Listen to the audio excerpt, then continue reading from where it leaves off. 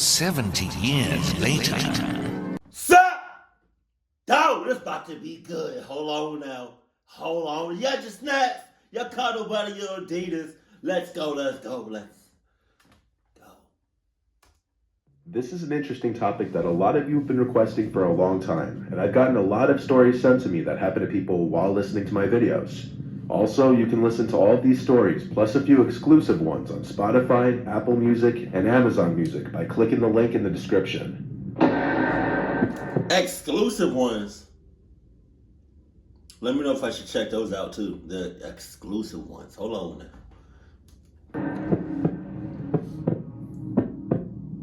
When I was 15 years old, I would sometimes sleep over at my friend JT's house.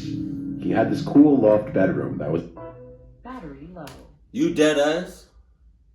Go back. Thank God the charger is right here. When I was 15 years old, I would sometimes sleep over at my friend JT's house. He had this cool loft bedroom that was its own floor and was attached to the attic through another half flight of stairs. Attic? When we were even younger, we used to have big hide-and-seek games in his house with our other friends and his brother. JT grew up in this big house with just his mom and his brother. His dad has always been rich, and after his parents divorced, he still paid for the house for the three of them to live in. His mom was the kind of 40-something-year-old woman to go into town every night dressed in overly tight white pants and such. When I was 14, 15, I didn't really realize what she was going out and doing all the time, but it meant he usually had the house to himself weekend nights. This was one of those nights. We smoked a bit of weed and played hours worth of Super Smash Bros. Hey. Then when it got later, we decided to watch some Mr. Nightmare videos, ironically. We were on our third video, Pizza Delivery Horror Stories. Let's go. Let's go. Okay. I probably remember almost every Mr. Nightmare video I've reacted to. Almost. This, funny enough, made us want to order a pizza, so we called one of the only pizza places around us open past 10 and ordered a pie. As we finished the current video we were on, we started watching a Craigslist horror story video. And just as we were genuinely getting spooked by one of the stories, there was a crash sound from up in the attic. Fuck out of here. Get the hell out of here, Adam! Adam! Get the hell out of here! Please! Because I know your ass did that shit. Come on. God. Somebody in cahoots. Somebody is in cahoots. And now that you're in a club situation, everybody's a suspect. I don't care who it is. I don't care what it is. Everybody is a suspect. Of a box falling over and its contents spilling out. It sounded like plastic toys. JT and I looked at each other and freaked out. We went to pause the video, and JT screamed his older brother's name, who wasn't supposed to be home. It was our first instinct to assume that it was his brother trying to scare us, but that would mean he had been hiding in the attic for hours, which seemed unlikely. Given we were already watching scary videos, this only made the situation even more unsettling. JT went up the 5 carpeted stairs towards the little attic door and opened it. He flicked on the attic light and went inside as I stood behind watching. He immediately said he saw what it was. It was a box full of Hot Wheels cars that fell and spilled out a bunch of the cars. He left it as it was and said he'd clean it tomorrow. Nah. He left the attic and shut the closet door. And right around that time, the doorbell rang, causing us both to jump again. As we were both just really tense given the vibe of everything in the past half hour. We went downstairs to pay for the pizza and grab plates to eat and stuff. We started eating in the kitchen and planned to bring the rest of the pizza back up to his room. While we were downstairs, though, we actually heard a sound from upstairs, like in the attic. The kitchen was below JT's room, and the living room was below the attic, so the living room had a higher ceiling. We walked into the living room to listen, and sure enough, we heard a faint bump that was just loud enough to hear. We again looked at each other with wide eyes. JT said there might be an animal in the attic, because he'd seen YouTube videos where raccoons somehow crawl through a hole in the roof. He somehow convinced me to go check it out. Wow. I'm not sure why we were making a... He convinced you to go check it out? You son of a glitch. ...of this. I think because neither of us wanted to admit how freaked out we were. We went back to his room together, and he gave me this huge flashlight. I opened the attic door, and he was right behind me at the doorway. I turned on this huge flashlight that doubled as a radio and stepped inside. I looked at the spilled over pile of Hot Wheels. Then I looked around this city of piles of boxes. "Why am I doing this?" I said back to JT. He laughed and said, "Just keep looking." Oh no! I stepped a little deeper into the attic to look behind this tall pile of boxes. And suddenly, I felt two hands on my back push me.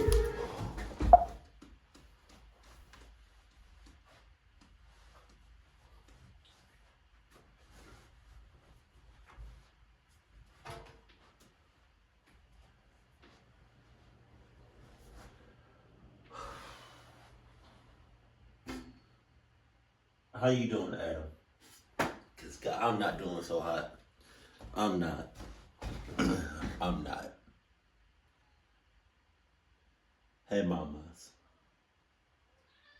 Mamas. You don't keep me company, mama? See my cuddle buddy, mamas?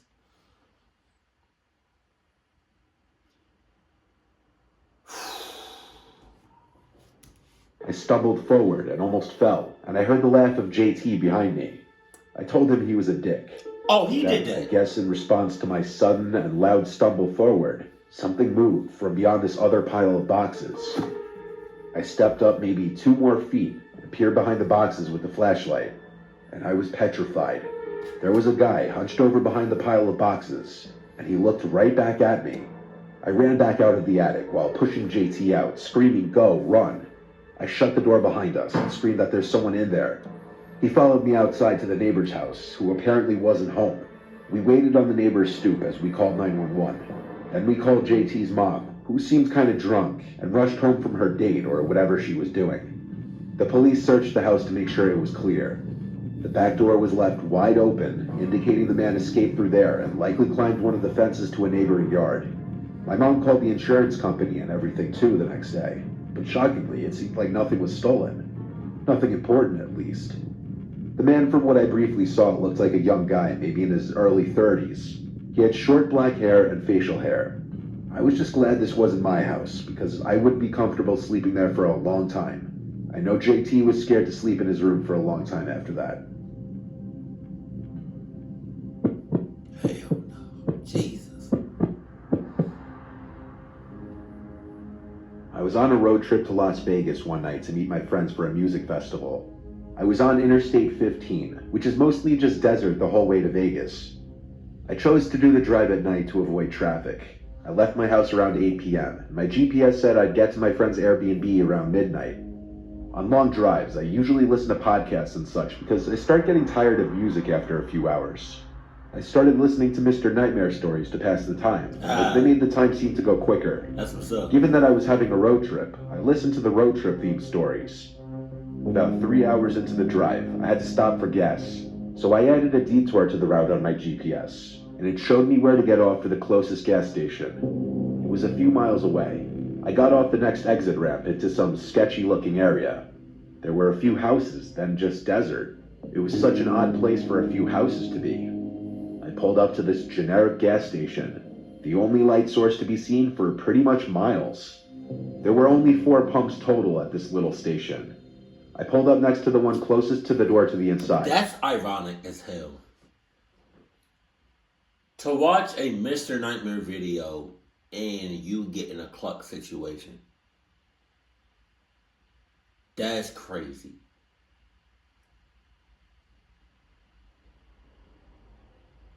That's crazy. If I was like the viewer watching him, I'd be like, you know what? I'm gonna just take a little break from Mr. Nightmare. It always seems like whenever I watch his videos, I'm always in a cluck ass situation. I'm gonna go ahead take a little break from Mr. Nightmare because I don't got time for it. I went inside to pay the worker for the gas and buy a couple snacks. Not to use a derogatory term, but the guy working there seemed like kind of a hick. He had an unkempt, stained-looking beard, some dirty red trucker hat on, and the way he spoke was kind of creepy. Hick? But out here... Hick? What is that? A hick? What is... Derogatory term? What is that? Hick. He was a hick. Hick? What is that? Hick.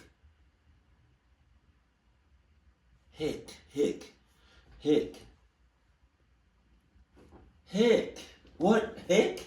Hick.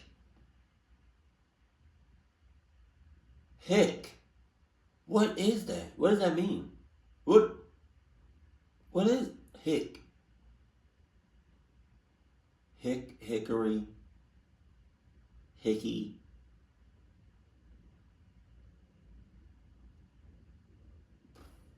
I'm baffled. I do not know that. I don't know what that means.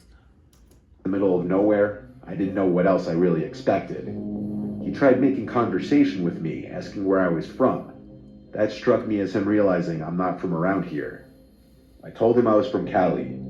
I asked him if he gets a lot of customers here. Kind of a weird question on my part looking back, but whatever. He said not really, not my kind at least. Then he gave me a gross smile. What? I had no idea what that meant. But it sounded off-putting and like a creepy flirt. What? The man then looked out the window toward my car and said, "Is that your friend?" I looked outside and got a glimpse of someone walking quickly into the darkness. It looked like they were just by my car. I said, "No, I don't know them," and asked the cashier what that guy just did. They in cahoots. He shrugged his shoulders and said he didn't see. Being admittedly an attractive girl in her 20s, I deal with creepy stuff all the time. So I almost wanted to ask the cashier if he could accompany me outside to make me feel better. But hold on now. Hold on. Can we just wait a second, please? Assess the situation. How you know this cashier not in cahoots? I mean, hey, it's dark as shit outside. You watching a Mr. Nightmare video by yourself at a gas station in the middle of nowhere.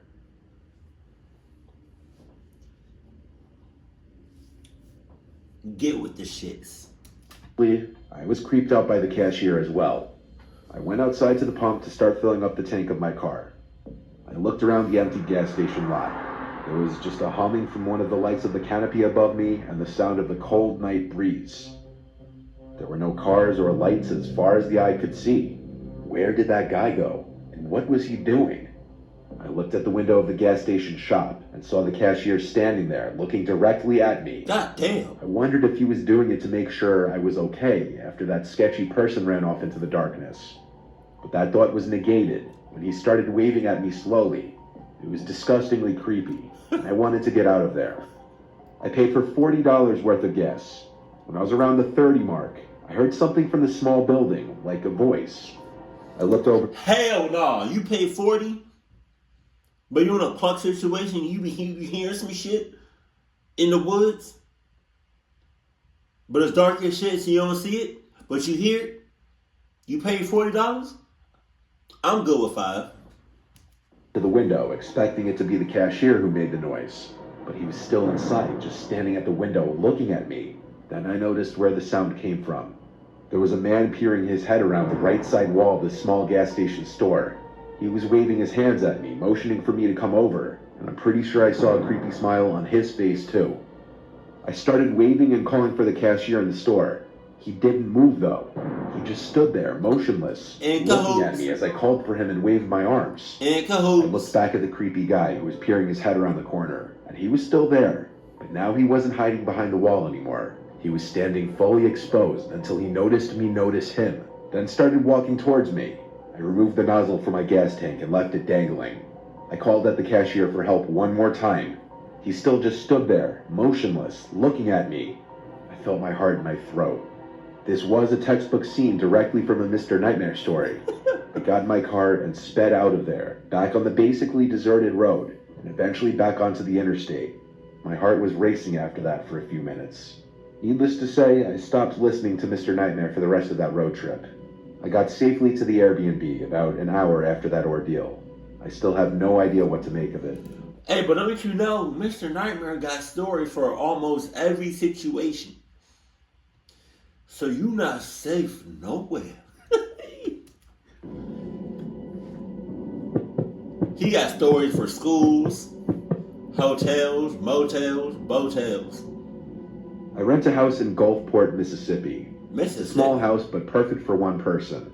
I live alone with my dog Gringo. The Gringo. backyard is big for him to run around in, and the area is pretty nice, right by the beach too. This happened on a summer night, I think a Thursday. I had just finished preparing my lunch for tomorrow and finished cleaning up the kitchen. Before going to sleep, I laid in my bed and ironically was actually watching Mr. Nightmare videos. I always like to think these videos would help me know what to do in a worst case scenario situation like a home invasion or anything of the sorts. Oh, yeah. I'm sure a lot of people feel that way. But honestly, none of us ever expect something like that to happen to us. Sure, it happens to other people, but never you, right? Hey, I got a question. Off the record.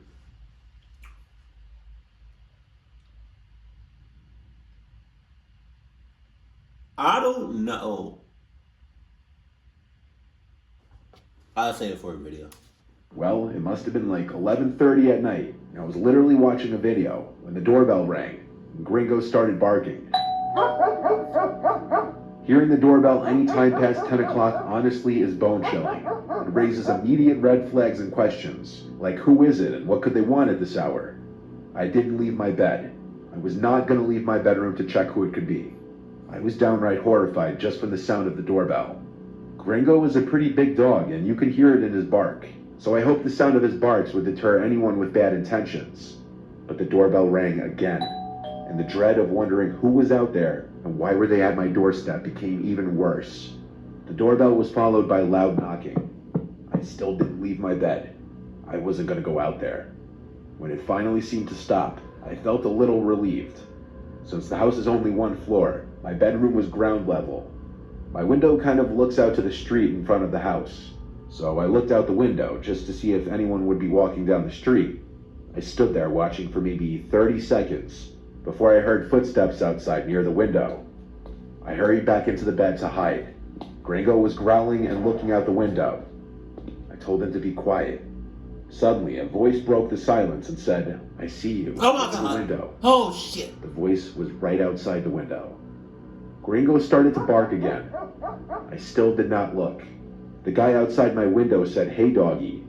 Gringo was going crazy. I couldn't realistically keep pretending to be asleep. I turned over to look at the window.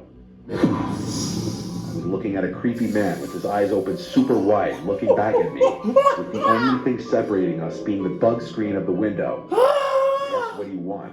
And he repeated himself and said, "Can you let me in? It's cold out here." But it was literally a midsummer night in Mississippi. I said leave before I call the police. This was when he tried lifting the screen himself, and when he realized he couldn't, he started punching at it to break a hole in it. I quickly slid the window shut and locked it. I was shocked Gringo's loud barks weren't scaring this guy off. I asked the 911 operator to please send police to my house. And of course, like in so many stories I've heard before, the police showed up too late because the man was gone. He was probably on some kind of drugs. I have no idea what kind, but I could just hear it in his voice. And that comment that it was cold outside was also a dead giveaway. I don't think there was really any other appropriate way to handle this other than locking the window right away and calling 911. Yo, I don't know how many times Mr. Nightmare should do this, but I feel like he should do this a few times. Make videos like this. Man, God, you just cold. You talking about you cold as shit. But it's a nice 85 degrees right now, and it's 11 o'clock at night, and you talking about you cold. Boy, come in if you want to. It's not gonna go down like you think. I promise you that. And then, like, I'm gonna just say this from now on. Like, if you ever in a clutch situation, everybody's a suspect. Cause I promise you, the one at the gas station was in cahoots with the one that was outside. I just want to let y'all know that first and foremost. But yo, that's crazy. That is so ironic. Yeah, if I was a viewer and I was watching Mr. Nightmare, I don't know if I ever watched a Mr. Nightmare video. Yeah, it's been a few times where I've watched a Mr. Nightmare video and something either kinda clucked or definitely clucked happened. But yeah, this was a dope video. This is great. Yeah. Keep it cool, keep it classy, and I love you. Stay happy. My family.